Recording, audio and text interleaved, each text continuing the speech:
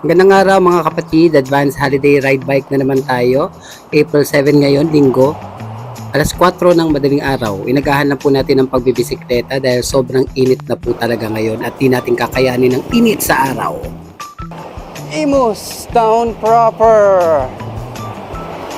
Imus na. So ayun, lumampas na po tayo ng Imus. Ang tansya ko, mga alas 5 na po ito ng umaga. At ito naman sa mga oras na ito ay papalapit na po tayo sa bandang Zapote. So, hinto muna tayo saglit dahil kailangan natin gumamit na ng mapa dahil hindi na ako pamilyar sa ating dadaanan sa mga pagkakataong ito. So, huminto muna tayo dito sa isang gasolinahan dito sa may Zapote para i-double check natin ang kalsadang dadaanan natin para makarating sa may Luneta. So, gamit ang isang app na aking kaka-download lang, isusubukan natin kung talagang legit ang app na ito. So, first time ko gamitin ang bike map app. Ang problema, ang daan na ipinapakita niya sa akin ay babalik ka pa ng Molino, which is sobrang layo. So, mukhang gagamitin ko na lang talaga ay ang Google Map na aking subok na.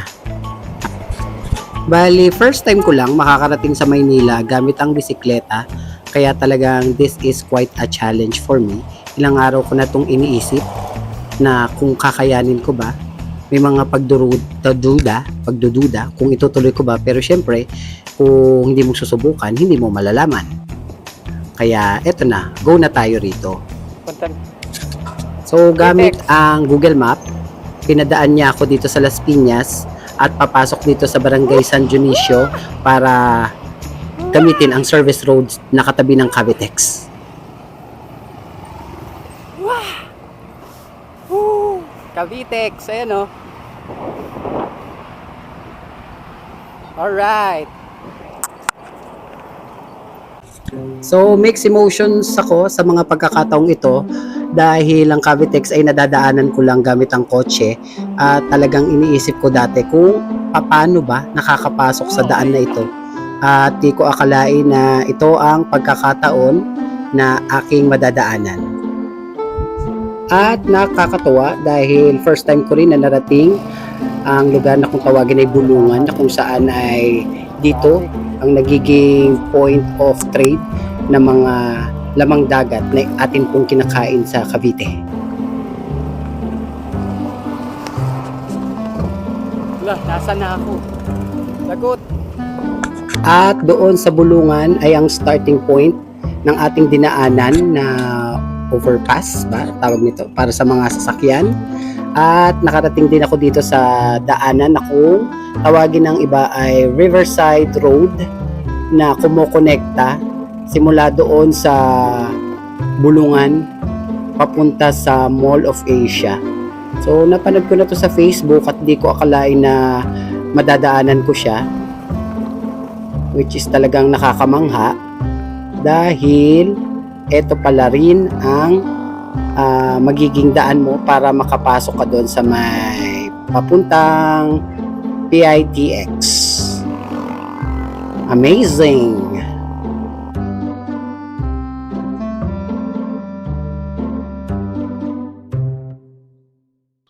So sa pagkakataong ito, medyo nagiging familiar na sa akin yung lugar. Ayan, nadaanan ko nga yung Asiana. At ito, medyo papalapit na ako dun sa mahiwagang Globo. Pinakamasayang lugar sa Maynila. Mall of Asia. Ayan, oh.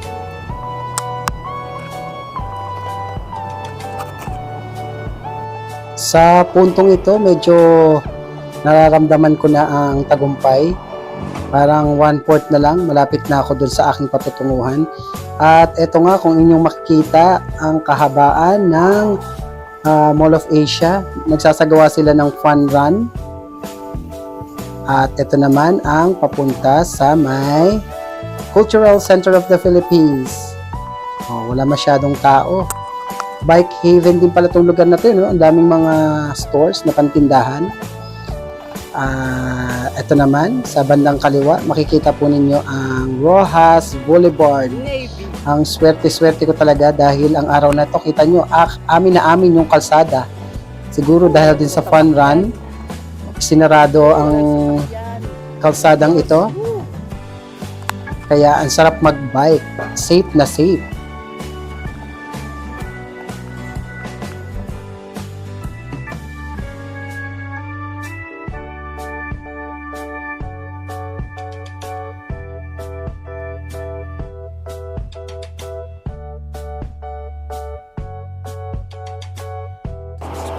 Ayan, kung mapapansin nyo yung nakabike sa unahan, na pagtanungan ko siya kung medyo malapit-lapit na ba yung Luneta Park. Dahil di naman ako familiar sa lugar nito, though nadadaanan ko. Alam kong malapit na, pero hindi ko alam yung sukat. So sabi niya malapit na ako, sundan ko lang daw siya. Dahil on the way din siya doon sa Luneta, hinihintay niya lang yung kasama niya. So at last, ito na po tayo. Naku, ito na yung aking goal. Nakita ko na ang ating mahal na bayani, ang statue ni Gat Jose Rizal. So, medyo marami rin nagpapapicture na bike. So heaven yung feeling, ang sarap. Papapicture muna tayo, photo opportunity. So yun lang po. So ang galing. Thumbs up and tap on the back para sa akin. Congrats sa akin. Bye!